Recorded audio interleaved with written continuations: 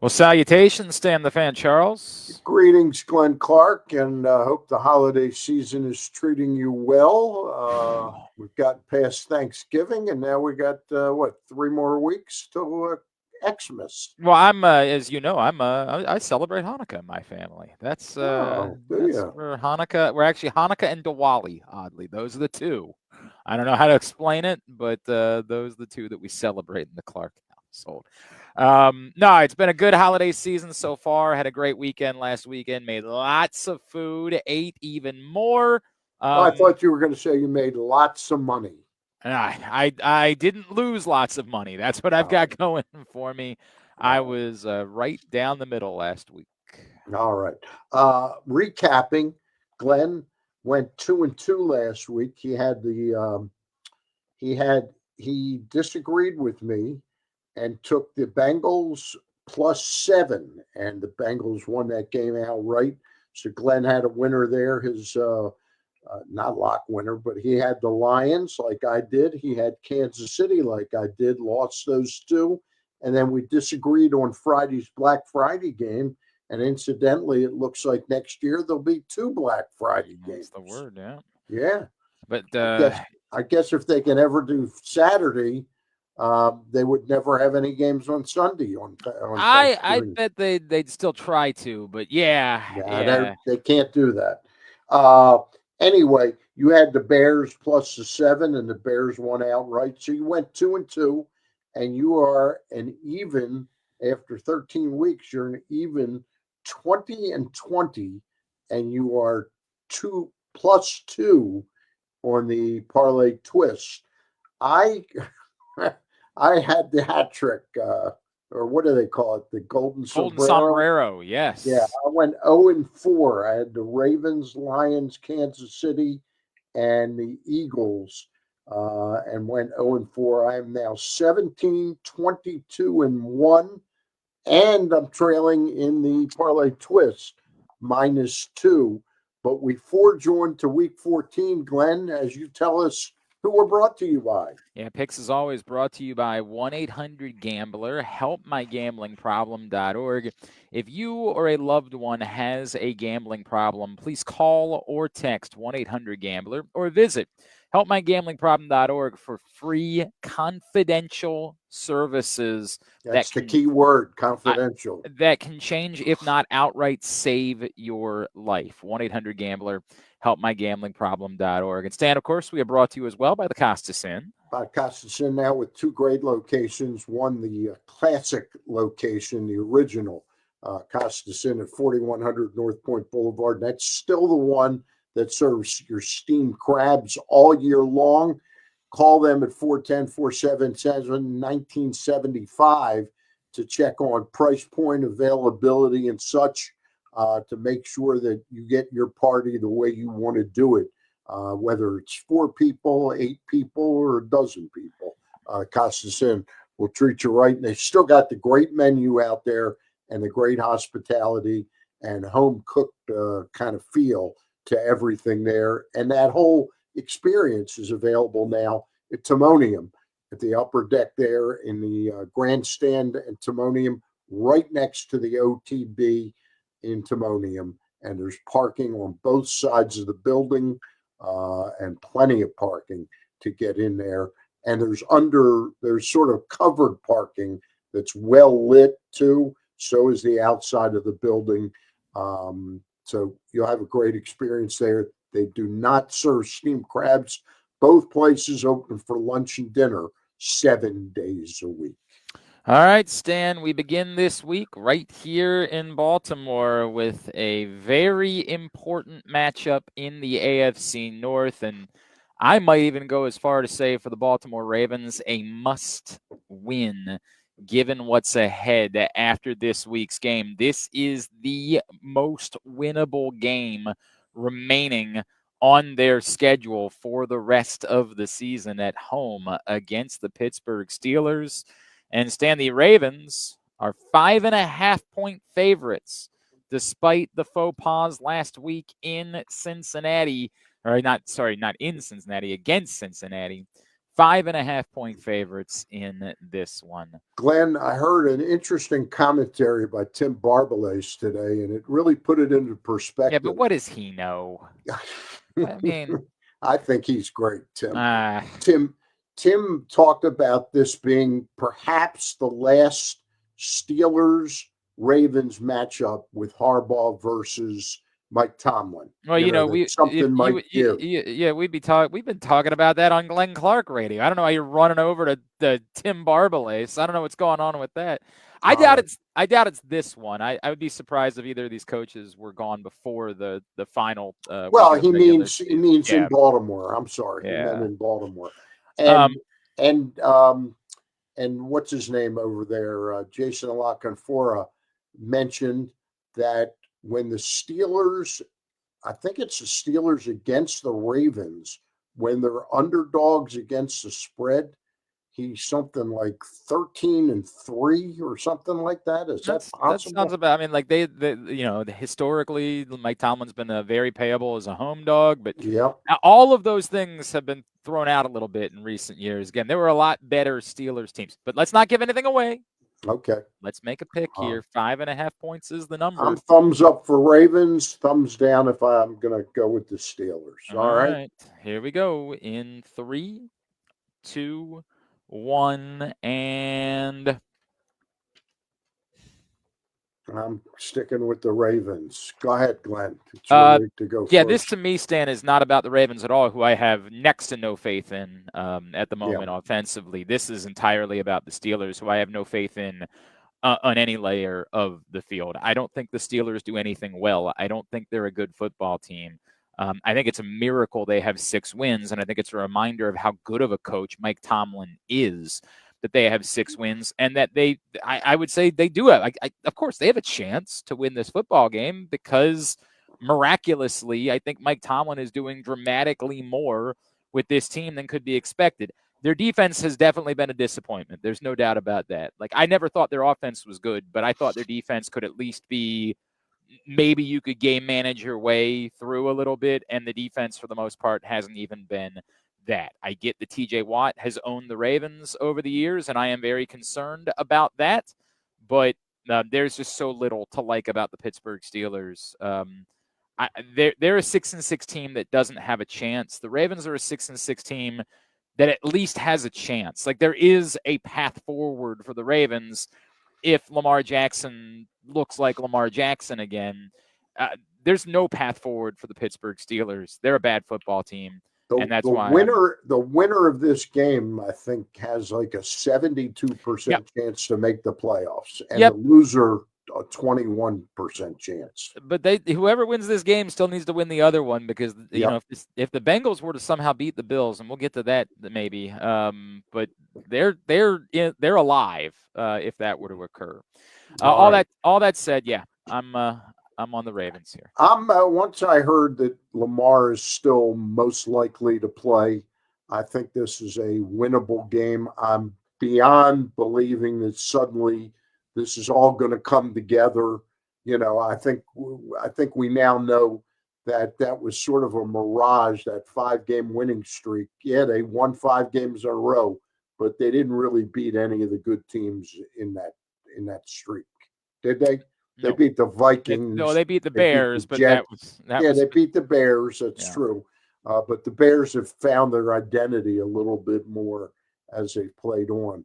I just don't believe in the Ravens. I don't believe in them. So even if they make the playoffs, I think they're a quick out this year. I get it. Okay. But you're going with them on Sunday. I'm going with them on Sunday, which should scare Raven fans, by the way, because I'm on a 4-game losing streak, Glenn. All right. All right. Who's your lock winner of the week, Glenn? My lock winner for the week, and I feel bad because it feels like we've kind of almost targeted the Arizona Cardinals this year, but my lock winner is the Los Angeles Rams, and it has a little bit to do with the Cardinals. It has way more to do with the fact that the Rams are coming off a pretty shocking loss to the Panthers last week, and Matt Stafford throwing 2 interceptions in that game. And I think they were going to get right this week against just about anybody. But add in Sean McVay, all-time 12-4-1 against the spread against Arizona. They don't just beat them. they cover against them. And even though this game is in Glendale, I just think this is an ultimate get-right spot for the LA Rams. I think they win this game by more than maybe even 2 touchdowns. So 8.5 is not going to scare me away here. I really like the Rams in this spot as my lock I winner. can't really find much disagreement there. My lock winner of the week is a much tougher game. I can't help getting out listening to Rich Gannon on the NFL Network while I'm driving around. And that's why I was listening to 105.7 Glenn. Okay. It's nothing against the Glenn Clark radio show. Oh, it's better. When I'm driving, it's when I'm driving around. Well, anyway, he absolutely hates Trevor Lawrence and really thinks he just doesn't even know how to read defenses. And it sticks in my head. And I know Indy hasn't played particularly well of late. I think they've lost 3 of their last 4. And Daniel Jones has that fibula, fractured fibula. But I think they're good enough to go into Jacksonville. They're a 1.5 point favorite. And I think their defense will befuddle Mr. Lawrence a little bit. This is a bold pick, Stan. It's a bold pick. What teams have finally figured out is, stop Jonathan Taylor and you can stop the Colts. Yeah. Why it took this long, I'm not sure. But the Jaguars have a pretty good run defense in general. So this is it's very interesting. By the way, Justin Tucker was out in Indianapolis, tried out. Had a tryout, a 1-day tryout, and they signed someone else. So he's 0 for 2 in some locations. Wondering if that means he's being blackballed. That's a very possible. That's strong possibility. Point. All right, my lock loser for the week is none other than the Buffalo Bills. I brought it up earlier. That's a very interesting Cincinnati selection, Glenn. Bengals are getting 5.5 points. The Joe Burrow-led Bengals. And while I think that what we saw from their defense last week is a bit of a mirage, and I know that people pointed out they were a little bit better the 2 games leading up, they were a little bit better because they were disastrous to start the season. The truth is last week they were a little bit better and they looked good because they got 5 turnovers. And the biggest lesson that you can learn about predictability in football is that turnovers are not predictive. Anything that's based on getting turnovers, you cannot assume a team is going to get that number of turnovers again. And we saw it with the Steelers when they got 5 turnovers against the Colts a few weeks ago, and everybody started asking, like, hey, is their defense turning things around? No, that just happened to be the one game where they got 5 turnovers. Yeah, and to be honest, one of them was on a Lamar pass that got batted up in the air, and one of them. So is that really? They did create the turnover. Even if you make the plays, turnover. That was his fault. Yeah, look, you got to give him credit, guy. I can't remember who it was now off the top of my head for staying with it. But look, man, I think the Bengals are plenty capable of scoring points, and so even if the defensive thing doesn't hold up, even if they give up 40 points to the Bills on Sunday, I think they're capable of scoring 35. The Ravens could not get them off the field. They couldn't. Joe Burrow in the second half, not at all. Yeah. Not at all. In the first half, they could hold them to field goals. In the second half, they couldn't. Joe Burrow got more comfortable the further he played. The Bills' defense has not been special this season. So with 5.5 points to play with, in a game that I think the Bengals could possibly win, I wouldn't pick them to win. I think they could possibly win. I'm taking the Bills as my lock loser. All right. That's a ballsy pick, but an interesting one as well. My lock loser is the Kansas City Chiefs getting 3.5 points. Giving 3.5 points to what I think is probably the best defense in the National Football League right now. Yeah. And Stroud is playing. What's his name? C.J. Stroud is playing I wouldn't say he's playing at a high level, but he's managing the games a little bit better. Nico Collins is a pretty nice receiver, and they're getting a little bit out of their running game. I'm not overly impressed or scared for the first time of the Kansas City Chiefs. Maybe my picking them will be what Yeah, turns their yeah. season around. Stan, I'm with you, and in a picks contest that I did pick the Texans, but boy, it is tough, man, because there's still that part of you that just says, yeah, and that's Patrick Mahomes on the other side, and you could end up feeling silly. I'm But I not. get it. I'm not feeling it with I him right no, now. I'm not saying his no, career's over. no. I think he'll come back next year, but I bet there'll be a whole lot of new faces on that team next year. All right, we're doing the parlay twist again this week. So, Stan, we are picking a game winner, just an Yep. outright winner, and combining it with either the over or the under. And I will go to Green Bay, where I like the Packers, but I didn't like the number of 6.5. 6.5. That's good. I Yep. think that's a large number against the Bears. I do think the Packers are the team to beat in the NFC North. I do think they're a little bit better than Chicago. I do think they're going to win the game, but I wasn't quite comfortable with biting at 6.5. So I'm just going to take them to win outright. I'm going to parlay that with the over of 44.5. These are It two. seems low. Which seems low to It me in seems this low to me, game. which immediately made me think this has to be a weather thing. Like that Mhm. immediately when I saw that number, I said, "All right, don't fall in the trap. That means the weather has to be out of control." But I looked it up. It's supposed to be cold, like it's supposed to be in the 20s, but there's not really any crazy wind that they're Right. calling for on Sunday. I think like 8 miles an hour was as much as I saw. So without there being a crazy wind, I think that's a low number for two capable offenses, and two, good but not like overwhelming defenses. So I'm going to parlay the Packers outright and the over of 44.5 in that game against the Bears. All right. I'm going out to Minnesota, but I'm taking the visiting team. I am taking the Washington Commanders, who are a 1.5 point favorite, which shows you how far the Vikings have dropped this year and the assessment of JJ McCarthy. Is that his name, Glenn? Yes, I'm JJ getting McCarthy. worse with 9, they call him. yeah, number 9. And that's about how many turnovers you can expect, combination of maybe turnovers and 3 and outs. But I don't think the Redskins, I was very impressed with Dan Quinn's game plan and how hard his team was playing last week against Denver. Maybe it's a case that Denver just came there and sleepwalked, through that, but they look like they were playing hard. So I think they go out there, they win the game, and I think that they're under the 42 and a Okay. half number in that ball game. So that's my parlay twist. All right. There you go. A Uh, lot to recap. Glenn and I both agree that the Ravens will best the Steelers by over 5.5, despite our lack of confidence so much in the Ravens. We both think that the Steelers are a pretty bad football team right now.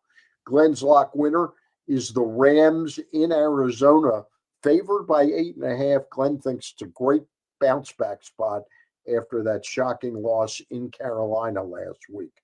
My lock winner is the Indianapolis Colts giving 1.5 at Jacksonville. Both teams are 8-4, and this is kind of a must win for both teams right now because they're competing heavily, the two teams against one another. Buffalo is Glenn's lock loser. Yep. They're a 5.5 point favorite over the resurgent Cincinnati Bengals. The game is in Buffalo. Glenn thinks the Bengals can win the game outright, but more than likely lose by less than 5.5 points. My lock loser is a former great team, the Kansas City Chiefs. They're a 3.5 point favorite over Houston. I think it's Houston's time, and that the Kansas City Chiefs truly are kind of a fading great team. Glenn's parlay twist is the Green Bay Packers to win the game outright at home against the Bears. and for the two teams to combine for over 44.5 points. I like the Washington Commanders to beat the Vikings head up, but I think both teams will not score a lot of points. They'll be under the 42.5 number. There you have it. That's our picks for this week, Stanley. We will see you tomorrow morning for All right. GCR. Just want to plug that Luke and I had an interesting chat with the Athletics' Katie Wu about all the St. Louis Oriole connections right now, with Kittredge coming back, who had pitched with Helsley, Tyler O'Neill, who she covered for a season, and also Mike Schild, who's now sort of the director of player development for the Orioles. Interesting conversation. And definitely worth checking out. All right, sir. We will see you. Have a great night. All right. And I'll see you in the morning.